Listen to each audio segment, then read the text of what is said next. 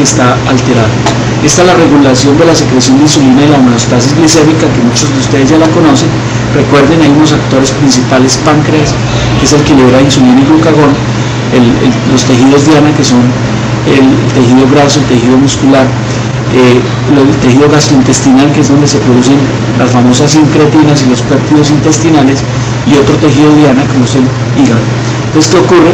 La insulina produce un efecto negativo sobre la gluconeogénesis hepática, la insulina produce un efecto positivo sobre la captación de la glucosa en la lipogénesis y a nivel muscular y graso, y a nivel del tallo hipoficiario produce un efecto negativo inhibiendo el apetito. A su vez, el glucagón produce un efecto positivo sobre la producción de glucosa, o sea que es gluconeogénesis hepática, sobre todo cuando hay hipoglicemia, ¿sí? Y a nivel, la insulina produce un efecto negativo sobre la grelina para inhibir el apetito también. La mielina produce un efecto muy parecido al páncreas y también se liberan las células beta del páncreas.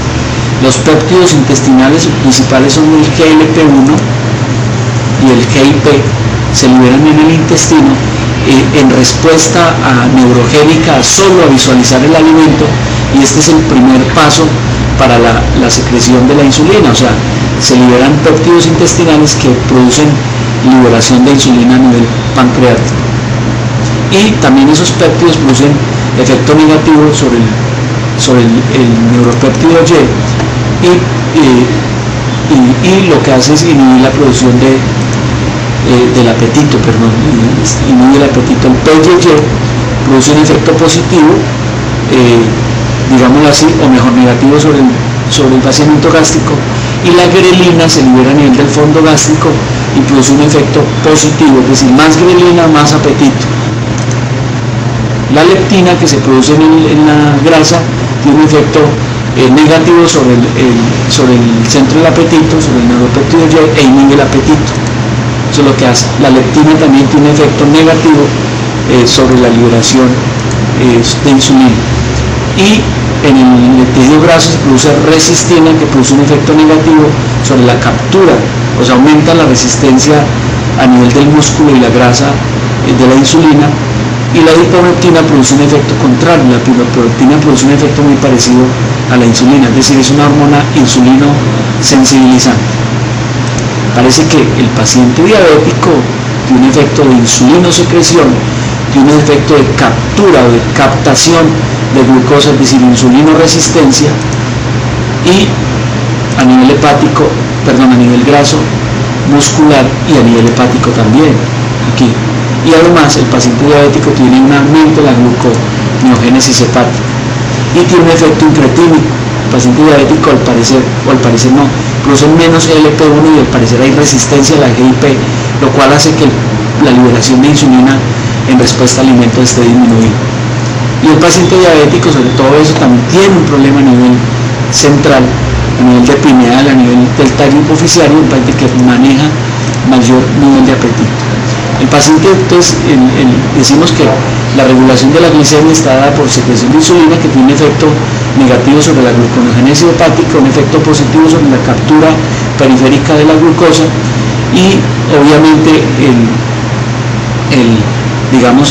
a nivel tiene un efecto, esa glicemia obviamente hace un efecto a nivel cerebral negativo. En la dieta, entonces, nosotros consumimos grasas, carbohidratos y proteínas. En los carbohidratos siguen la vía, entonces la glucosa puede seguir varias vías. Una vía puede ir hacia el tejido graso, convirtiéndose en glicerol y unirse con los ácidos grasos procedentes de la degradación del kilomicrón y la VLDL, y unirse con glicerol para producir triglicéridos, o también, ya que la glucosa se almacena en una buena proporción, casi el 50% de triglicéridos, o la glucosa también puede ir a glucogénesis, y esto es facilitado por insulina, ¿sí? O puede ir al metabolismo cerebral también, o puede ir al metabolismo tisular, que es un porcentaje de la glucólisis como el 40 y pico %, y las proteínas pueden ir a almacenamiento proteico, o pueden convertirse como aminoácidos pueden hacer gluconeogénesis también y convertirse en glucosa.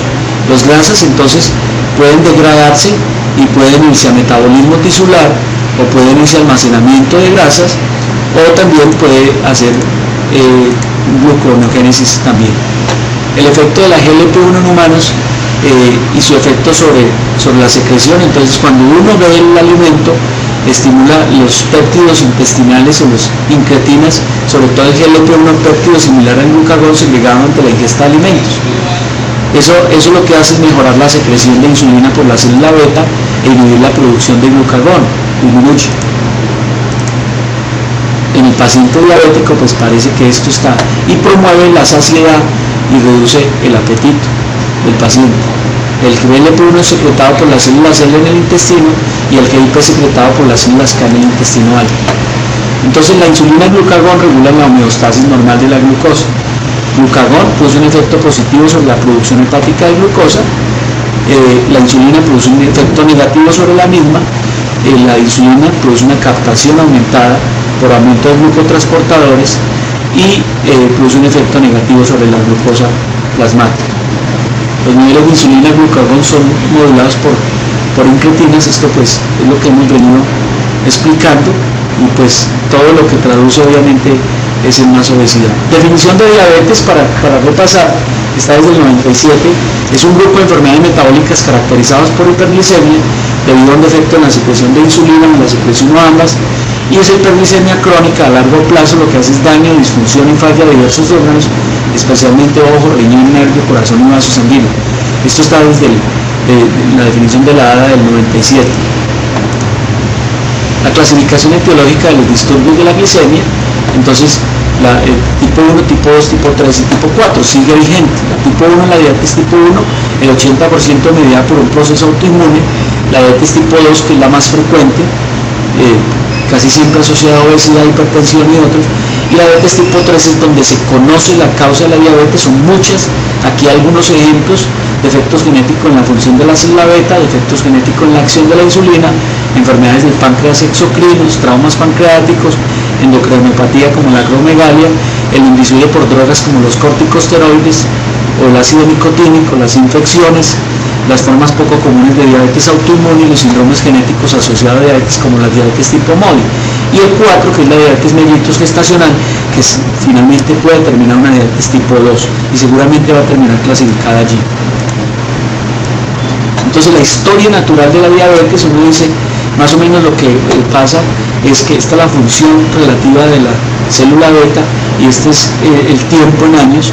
Más o menos se dice que antes que aparezca la diabetes propiamente, el sujeto, el paciente, transitó en lo que llamamos el síndrome metabólico, donde el paciente es obeso, donde la función de la célula beta incluso puede ser alta, donde hay resistencia a la insulina, pero que con el tiempo esa célula beta falla la célula beta, la insulina resistencia se mantiene estable y el paciente entonces comienza por producir menos insulina. En estos estadios la insulina es alta, en estadios de síndrome metabólico, y luego esos niveles caen. Para cuando caen los niveles de insulina, realmente es cuando aparece la hiperglicemia en ayunas y la hiperglicemia postprandial. En estos estadios todavía aparecen los estados prediabéticos, que es glicemia alterada en ayunas, el estado de intolerancia a los hidratos de carbono. Aquí es donde aparece ya la elevación de la glicemia, entonces el paciente diabético propiamente. Entonces, ¿qué hablamos de la etiopatogenia? La etiopatogenia está fuertemente relacionada con este estado, estados de obesidad, en donde el paciente, como les decía, hay resistencia a la insulina, hay deficiencia insulínica, hay un daño incretínico para terminar el paciente en diabetes. Entonces, las dos partes, tanto la secreción de insulina disminuida como la resistencia a la insulina, pueden estar mediadas genéticamente, pero también ambas están mediadas, tienen un efecto medioambiental, que si uno corrige aquí esto, el paciente podría no evolucionar. Tanto la secreción de insulina disminuida lleva a intolerancia disminuida a la glucosa, como la resistencia a la insulina con el factor medioambiental, lo que en últimas termina por dar aparecer el paciente. Entonces la fisiopatología incluye tanto disfunción de los islotes beta como los islotes alfa y resistencia a la captación con gluconeogénesis hepática aumentada. Otra vez, eso es simplemente lo que estamos haciendo, explicando lo mismo, mostrando los actores: célula beta disminuida, célula alfa aumentada, entonces más glucagón, menos insulina, ¿sí? lo cual hace que haya gluconogénesis hepática aumentada, ¿sí? Y disminución de la captura de glucosa, resultado final hiperglicemia. Otra vez la patogénesis, yo creo que es explicando lo mismo más el efecto. ¿Qué evidencia hay hasta ahora? Hechos posiblemente ciertos en etiopatogenia. Entonces, el primer hecho, el paciente tiene un problema en el apetito, el paciente tiene una insulina o secreción disminuida, una falla en la beta y un aumento en la disfunción alfa, con aumento de la producción de glucagón, una gluconogénesis hepática, una resistencia a la insulina, hay obesidad, hay un fenómeno inflamatorio, hay hiperleptinemia, hay adipocitoquinas aumentadas y adiponectina disminuida, hay defecto incretínico, hay un trastorno del apetito. Lo anterior es lo famosa, el octeto etiopatogénico de la diabetes, del famoso Carner. En genética decimos que el 90% de los diabéticos de la diabetes tipo 2, hay un 10% de estas que son monogénicas, pero la mayoría se cree que son poligénicas.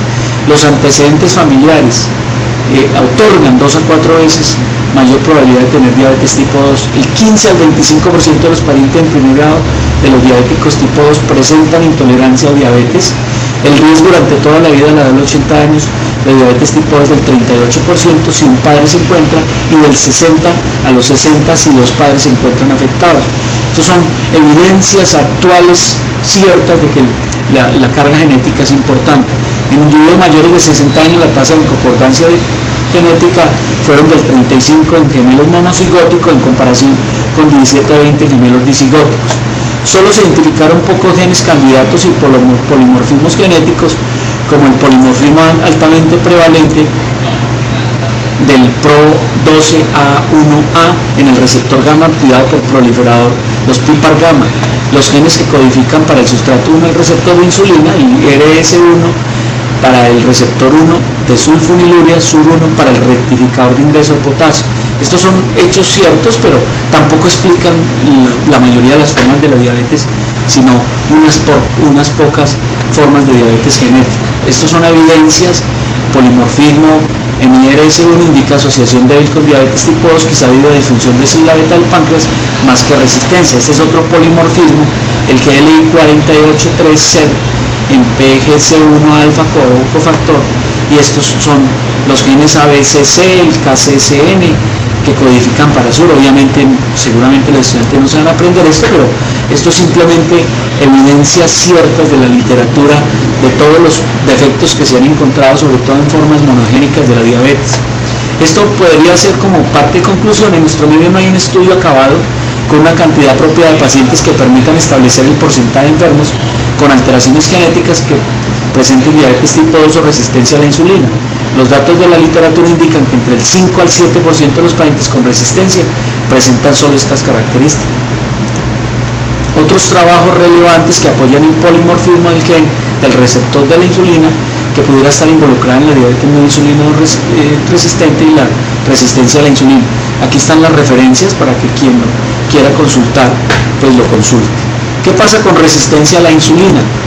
Resistencia a la insulina se presenta cuando los efectos biológicos de la enzima son menores a los esperados, tanto para el depósito de glucosa en el músculo como para la supresión endógena de producción de glucosa, principalmente a nivel hepático.